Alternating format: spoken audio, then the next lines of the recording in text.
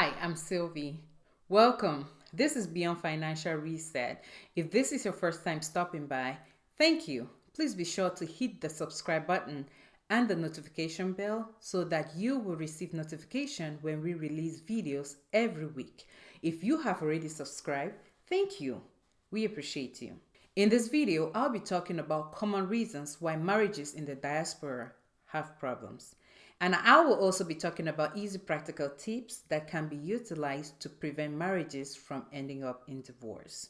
Let's chat.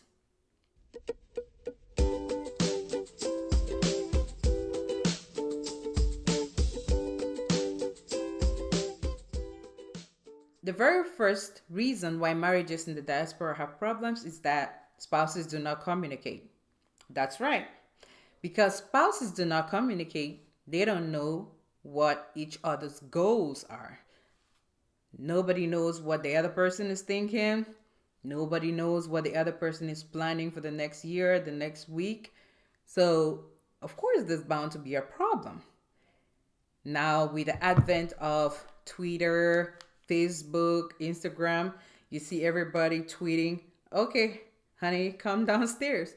But you know what we got to do? Put down these phones and start talking to each other. We got to sit down with each other, sit down with our spouses, and make a plan for our future. Honey, babe, whatever, mani, tani, whatever it is you call your spouse. What is your plan for our future, for our kids, for our marriage? We got to talk to each other. We got to figure out what our goals are. Because what your spouse wants is not what you want. You are two different individuals. So we have to talk to each other and figure out what we want as individuals and what we want for our marriages. And then we take our goals and together create a plan for our marriage. And it doesn't suffice to just create that plan and let it sit, because the plan is not going to work itself out. We need to act on that plan. And that's where that communication piece comes in again, because we need to be checking in with each other constantly. Did we do what we say we're going to do? So if we're not communicating, how are we going to make sure that we're acting on our plans and our goals, right? So again, the very first thing is we got to communicate with each other. You cannot know what your spouse is thinking without talking to them. So first, let's talk to each other. And let's not be judgmental about it. Don't come to them as if you're going to argue or debunk something you've heard.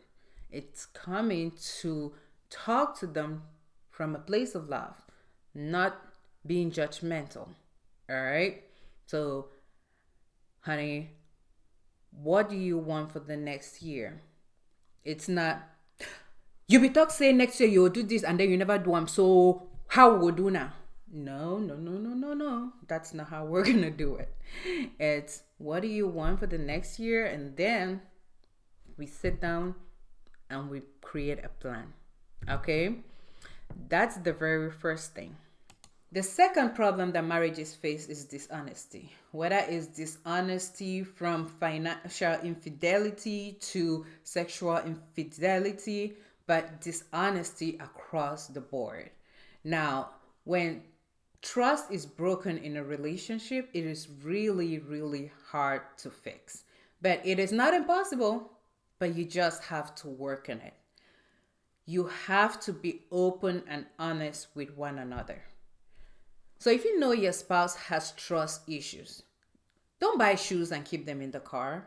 You're not helping matters. You have to make your spouse trust you, especially if you have broken that trust. Whether it was financial infidelity that caused you the trust to be broken, or it was sexual infidelity, you have got to win back that trust. And how do you do that? It starts by being open and honest. You have to be honest and open with each other. Goes back to the very first piece, open communication. So you have to bring all the dirty linen to the table. Now, it's gonna hurt. It's like ripping, the band-aid off a dirty one. You have to come to the table with all the baggage.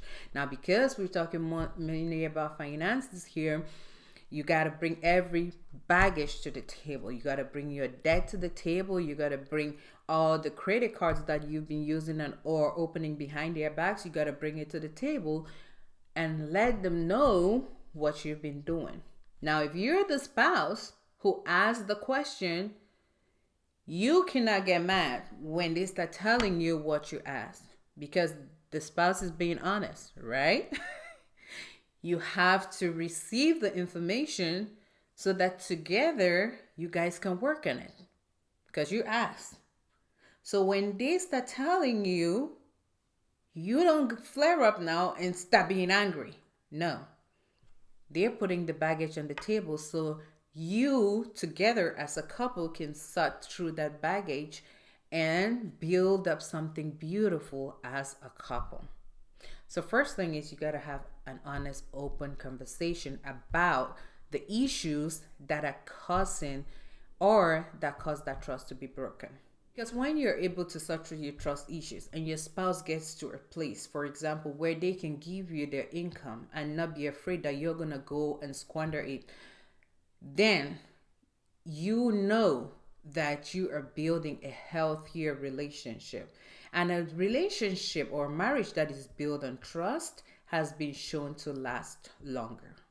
The third problem that relationships face, especially here in the diaspora, is that there is a lot of pride and ego. Child, everybody is the dad, the mom, the queen, the king. Okay? So, they can only be one head of state. Okay?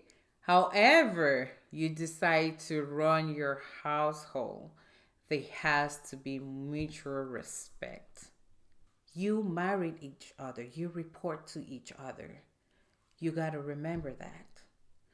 But for some reason, we have lost our focus.